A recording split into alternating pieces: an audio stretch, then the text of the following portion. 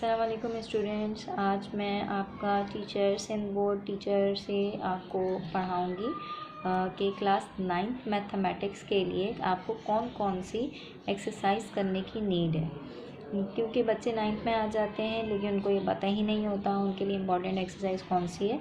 तो आज हम अपने सिंध बोर्ड 9 मैथमेटिक्स की क्लास 9 का जो सिलेबस है वो हम स्टडी करेंगे कि आपके पास जो है बेटा वो दिए हुए हैं टोटल 16 चैप्टर्स, लेकिन हमें ये पूरे सारे करने की ज़रूरत नहीं है कि हम पूरे के पूरे चैप्टर्स कर लें। हमें एज अ टीचर हमें ये बात पता होनी चाहिए कि हमें स्टूडेंट्स को पढ़ाने के लिए कौन सी एक्सरसाइजेज़ हैं जिन्हें छोड़ा नहीं जा सकता, वो करनी ज़रूरी हैं। और स्टूडेंट्स को भी ये बताना चाहिए कि हम कौन सी एक्सरसाइज पे ज़्यादा फोकस करेंगे तो हमें अच्छे नंबर हासिल हो सकते हैं।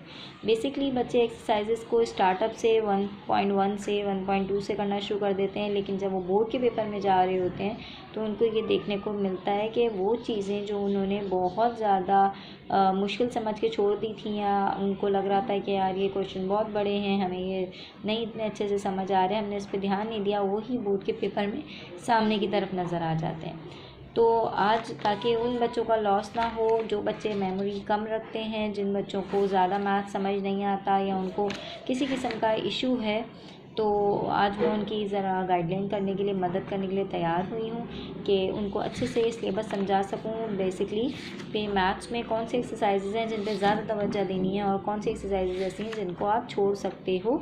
अगर आपके पास बोर्ड के एग्ज़ाम से पहले 2 से 3 महीने भी हैं तो आप मैथ्स की अच्छी तैयारी कर सकते हैं। Now we start our lecture कि मैंने कुछ एक्सरसाइजेस को ऐसे रखा हुआ है कि जिनको ना भी पढ़ें तो कोई इशू नहीं है। जैसे मैथ्स की एक्सरसाइज 1.1 और 1.2 बेटा ऐसी है जिसको अगर आप बोर्ड के पॉइंट ऑफ व्यू से 9th में नहीं करते हो तो आपको कोई इशू नहीं आएगा। बोर्ड की एक्सरसाइज के लिए जो एक्सरसाइज नंबर 1.3 है वो होती है बेसिकली आपकी MCQs बेस्ड। इसमें से ज़्यादातर क्वेश्चन या तो आपको MCQs में टकरा जाते हैं। ये 5 नंबर के क्वेश्चंस के लिए इतना छोटा क्वेश्चन नहीं होगा। अच्छा, आप अगर ये डायरेक्ट पूछो कि वो कौन सी एक्सरसाइजेज हैं मिस जो एक्सरसाइज 9th के लिए बहुत इम्पॉर्टेंट है जो पेपर में आएंगी, तो वो मैं ज़रूर आपको बता सकती हूँ। उसमें आपके पास जो है एक्सरसाइज नंबर 1 चैप्टर 1 से अगर हम बात करें तो 1.5 का क्वेश्चन नंबर 4 और 5 है, ठीक है। और एक्सरसाइज नंबर 1.6 के हमारे पास जो क्वेश्चंस आते हैं वो आता है question number 2, question number 3, question number 4, ठीक है। ये आपका अगर आप कर लेते हो तो आपका चैप्टर 1 कंप्लीट हो जाएगा। इसके अलावा आपको चैप्टर 1 में से कुछ करने की नीड नहीं है।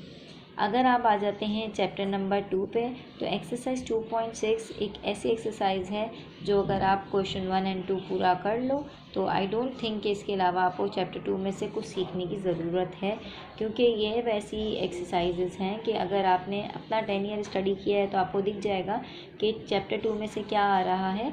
वो लॉग के क्वेश्चन आ रहे हैं, तो वो क्वेश्चन कहीं से नहीं आते सिवाय 2.6 के अलावा।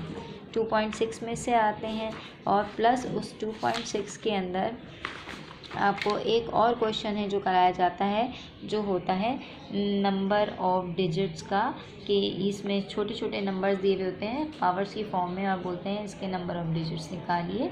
तो ये 2 क्वेश्चन हैं जो आपको मिलेंगे अपने बोर्ड पे पेपर के दौरान। क्वेश्चन चैप्टर नंबर 3 से जो आ रहे हैं, चैप्टर नंबर 3 जो है एक इम्पॉर्टेंट चैप्टर है। हर चैप्टर में से कुछ ना कुछ आता है, ऐसी बात नहीं है। चैप्टर नंबर जो 3 है उसमें से जो एक्सरसाइजेज़ हैं बेटा उसमें हम आएंगे एक्सरसाइज नंबर 3.1 और 3.1 का आप कर सकते हैं क्वेश्चन नंबर 6 और 7। इसके अलावा आप आ जाएं अगर चैप्टर नंबर एक्सरसाइज नंबर 3.2 पर, तो आप ये बात देखोगे कि एक्सरसाइज नंबर 3.2 में आपको क्वेश्चन नंबर 1 से लेके 16 तक, क्वेश्चन नंबर 1 to 16 आपके लिए बहुत इम्पॉर्टेंट है, क्योंकि ये वो क्वेश्चंस हैं जो फाइंड द वैल्यूज़ में आते हैं। अच्छा, एक्सरसाइज नंबर 2 जो है यहीं तक कर सकते हैं आप, तो आपका बहुत ज़्यादा अच्छा फ़ायदा हो सकता है। एक्सरसाइज नंबर 3.3 में से आप जो क्वेश्चंस करेंगे, अगेन मैं आपको बुक भी दिखाती चलूँ।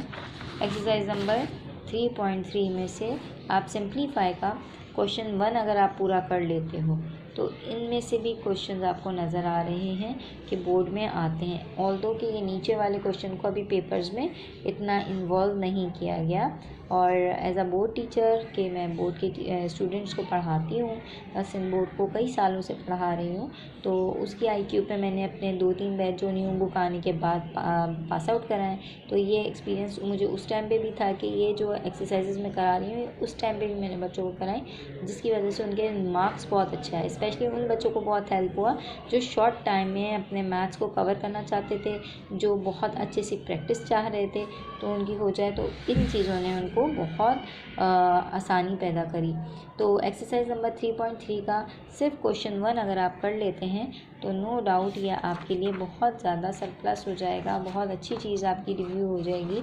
और अगर हम आ जाएं चैप्टर नंबर एक्सरसाइज नंबर 3.4 पर, तो एक्सरसाइज नंबर 3.4 का क्वेश्चन नंबर 2 है जो बहुत इम्पॉर्टेंट है, और इसका जो है हम पूरे सारे पार्ट्स करेंगे विद ऑल पार्ट्स। इसमें आपके पास है क्वेश्चन नंबर 1, 2 एंड 3। हमें ये तीनों पार्ट्स करने होंगे। इन तीनों में से कुछ भी पूछा जा सकता है। अगर आप मुझसे पूछें तो या तो बोर्ड वाला ऊपर वाला क्वेश्चन फर्स्ट 1 पूछ सकता है, या part 3। Basically part 3 is very important for board exam. तो क्वेश्चन 2 का पार्ट 1, 2 एंड 3, ये दो जो चीज़ें हैं आप अगर कर लो तो चैप्टर 1, 2, 3 में से आपका ये सिलेबस हो जाएगा कवर। इसके अलावा चैप्टर 4 एक बहुत इम्पॉर्टेंट डिटेल सेक्शन में पूछा जाने वाला चैप्टर है, और इसमें सबसे ज़्यादा यूनिट भी इसी में ही है। सबसे पहले आप 4.1 के ऊपर आ जाएं। 4.1, 4.2 ये आपने पूरी करनी है। इसमें आपने कोई क्वेश्चन नहीं छोड़ना। एक्सरसाइज नंबर 4.1 एंड 4.2 ये आप छोड़ने का सोच भी नहीं सकते कि इनमें से मैं कोई क्वेश्चन छोड़ दूं, क्योंकि डिटेल सेक्शन में जो है इसमें से क्वेश्चन आते हैं। अच्छा, इसके अलावा 4.3 आप मिस कर सकते हो। 4.4 है, 4.5 है, ये भी अगेन आप नहीं छोड़ सकते। 3 और 4।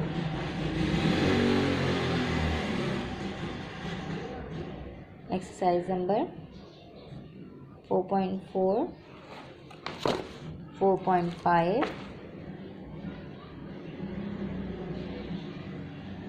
ये आपने पूरी करनी है। जबकि 4.6 जो है find the remainder by remainder theorem वाली एक्सरसाइज है। ये क्वेश्चंस भी आ रहे हैं, लेकिन इनमें जो सबसे इम्पॉर्टेंट क्वेश्चंस हैं वो 4 नंबर से लेके 6 नंबर्स तक के हैं। लेकिन मैं रिकमेंड करूँगी कि 4.6 पूरी कर लीजिए। 4.7 और सबसे ज़्यादा मोस्ट इम्पॉर्टेंट 4.8 है। 4.8 का तो लाजमी आता है। 4.8 is the very important questions. तो मेरी रिकमेंडेशन यही है कि 4.6, 7 एंड 8 को आप कंप्लीट कर लेते हो तो आपको इशू नहीं आना चाहिए। जबकि आपके पास अगर चैप्टर 5 में अगर जाओ तो एक HCF और LCM आपको 5.1 में दिखेगा। अगर जिन बच्चों को HCF या LCM में मसला आता है, अगर वो इसको ऑप्शनल में छोड़ना चाहें तो आप छोड़ सकते हो, क्योंकि मैं अपने स्टूडेंट्स को 5.1 जो है नहीं करवाती मोस्टली, क्योंकि उसके अलावा ही उनके पास 9 क्वेश्चन या 6-7 क्वेश्चन का ऑप्शन होता है अटैम्प्ट करने के लिए।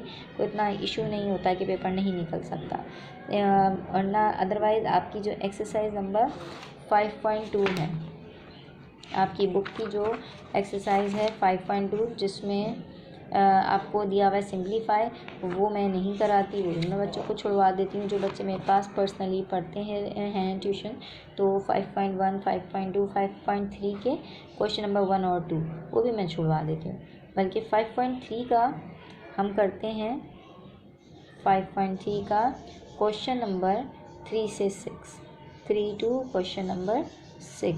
बेटे ये वो क्वेश्चंस होते हैं जो हम छोड़ने का सोच भी नहीं सकते परफेक्ट स्क्वायर के।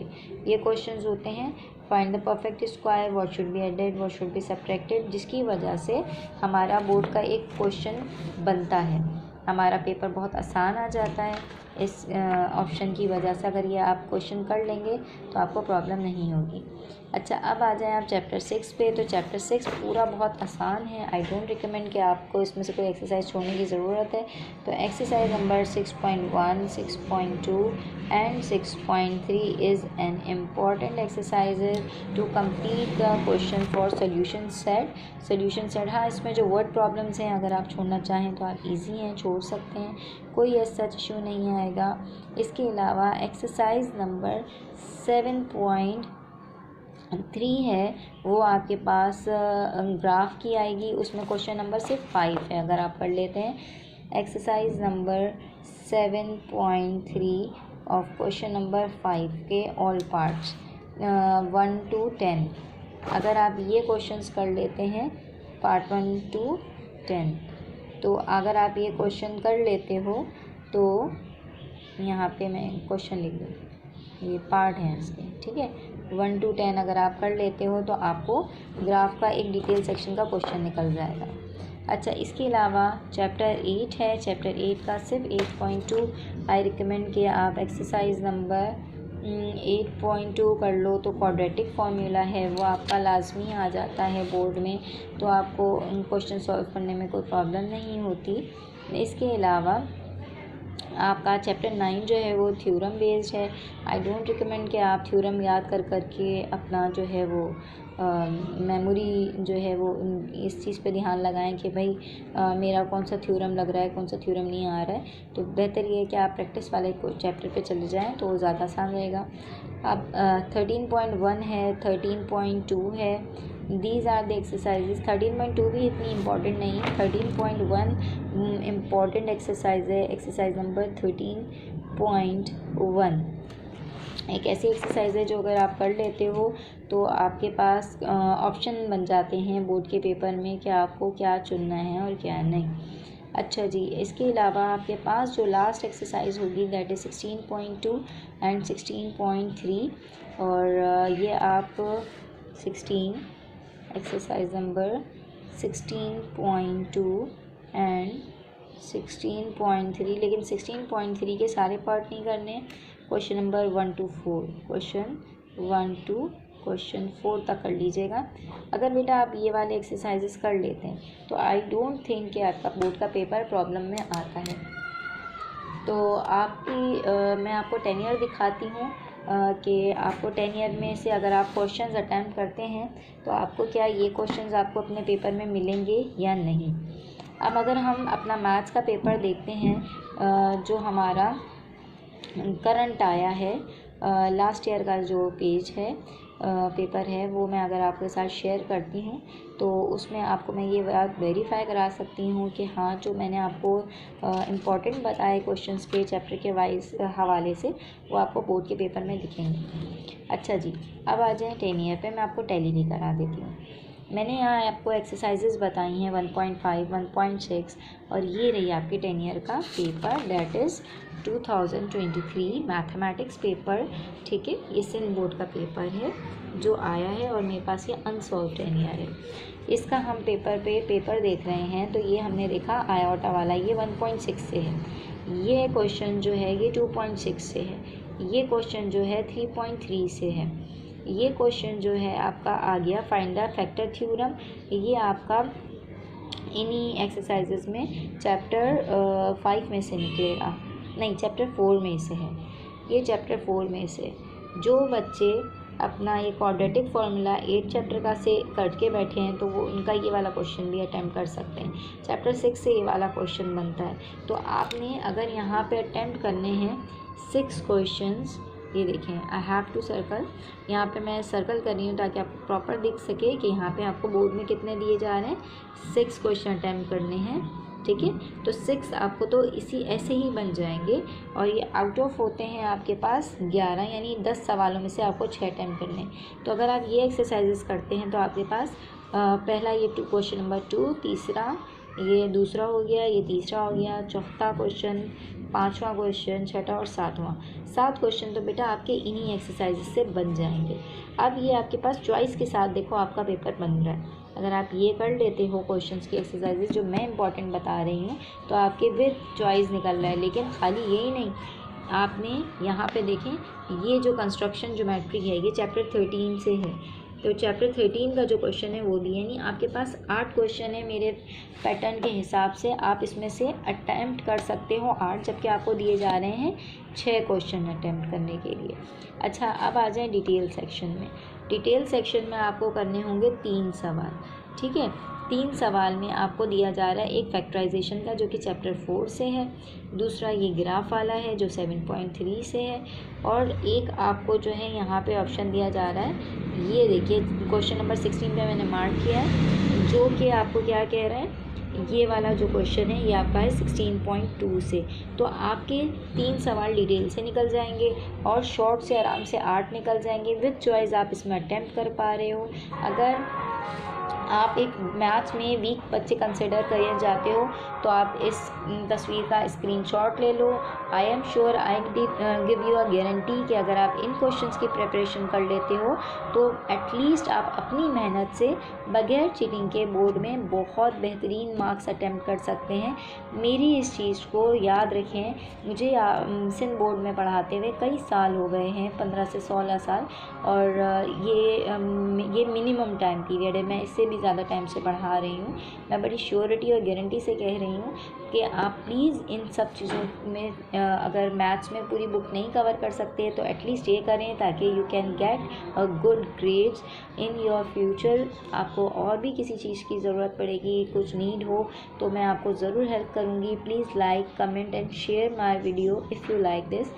आपको मेरा काम जो है बेसिकली वीडियोस बनाने का, वो इस वजह से है कि जो बच्चे अच्छी ट्यूशन्स के लिए परेशान हैं, उनकी वो फीसेस नहीं पे कर सकते, तो वो यूट्यूब पे अगर एक फैसिलिटी आपको अगर यूट्यूब प्रोवाइड कर रहा है तो आप उससे अवेलेबिलिटी ले, अपनी इन लेक्चर्स को एक रैंडम लेक्चर समझ के ना छोड़ दीजिए और इन चीज़ों पे फोकस करें जो मैं आपको बता रही हूँ, तो आप बोर्ड में बहुत अच्छे मार्क्स हासिल कर सकते हैं। बिलीव मी, ये वीडियोस ना सिर्फ स्टूडेंट्स बल्कि उन टीचर्स को भी जो अभी न्यू हैं, बोर्ड पैटर्न को पढ़ाते हैं, अभी 2 साल हुए हैं, 1 साल हुआ है, 3 साल हुए हैं, ये उनको भी बहुत मदद करेगी कि उनको स्कूल के अंदर या अपने ट्यूशन्स में बच्चों के ऊपर अब उनको एक टारगेट मिल जाएगा कि अगर यार मैं ये कर लेता हूँ तो मेरा बच्चा बहुत अच्छा और सफिशिएंट नॉलेज लेके बोर्ड का पेपर जा सकता है देने।